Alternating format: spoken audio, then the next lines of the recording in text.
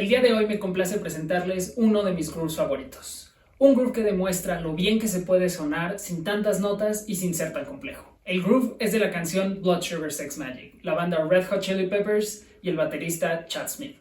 Mi nombre es Jorge, esto es Cue the Groove.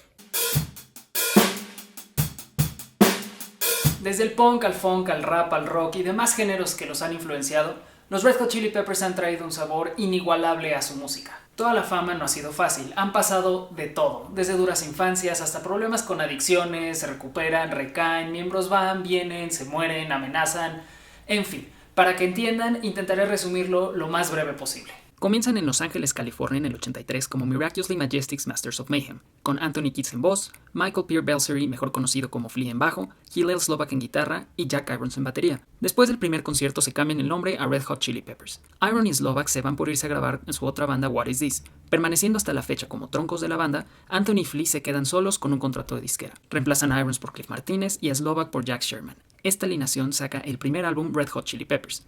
Luego despiden a Sherman por tener tensión con la banda y regresa Slovak. Con esta alineación sacan Freaky Styles. Un año pasa y despiden a Cliff Martínez por falta de química y forma de ser. Regresa Irons y con la alineación original sacan The Uplift Mofo Party Plan.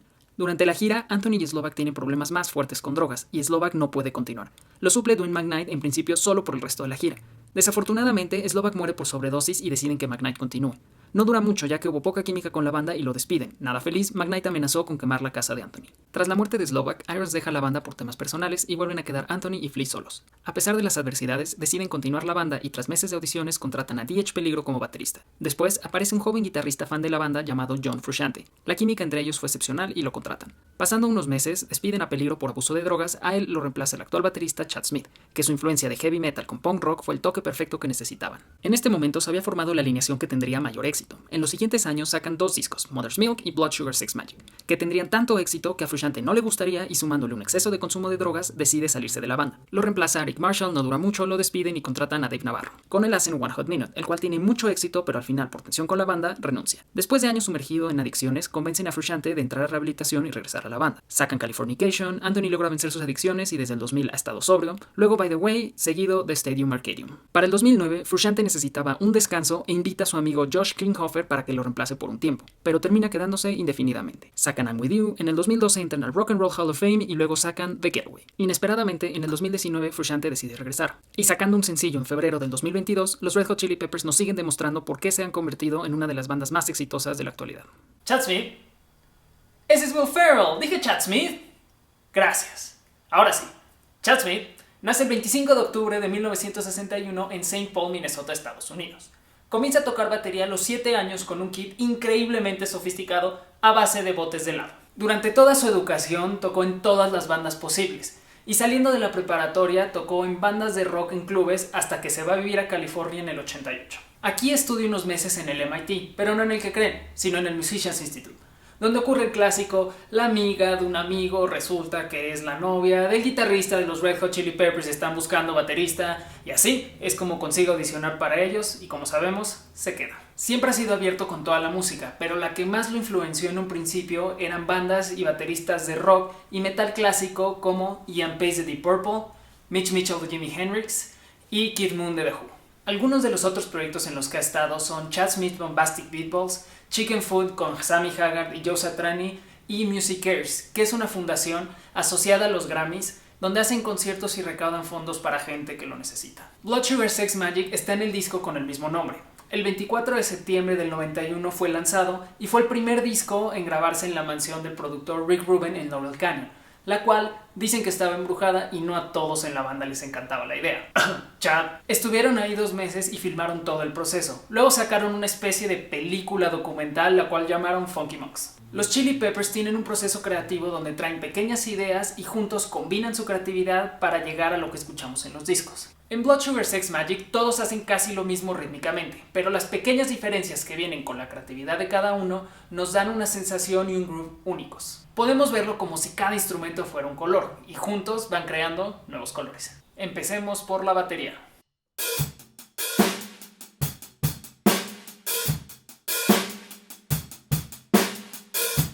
Si agregamos el bajo, se escucha y se ve así.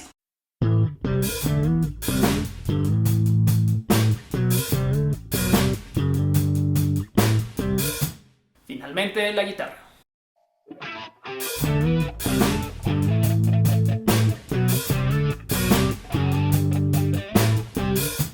El groove está en 4/4, es de un compás y la base son 16avos. Comienza en el último 16avo antes de entrar al compás con el hi-hat abierto. Finalmente agregamos el resto de las notas para igualar el groove que vimos anteriormente. Por cierto, esto es hi-hat abierto y esto es hi-hat cerrado. Utilizamos hi-hats abiertos, cerrados, bombo y tarola.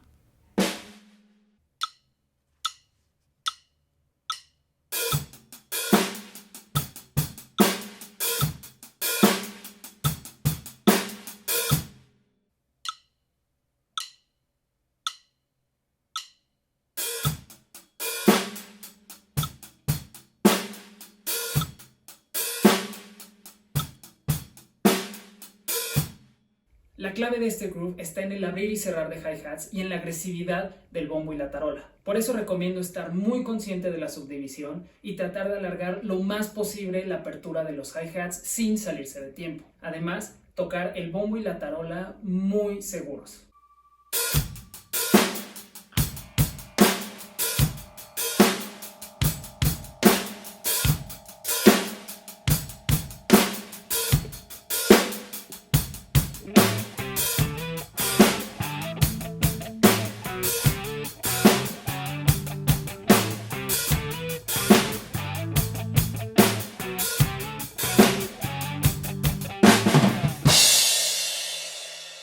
No saben lo mucho que disfruto escuchar y tocar este groove.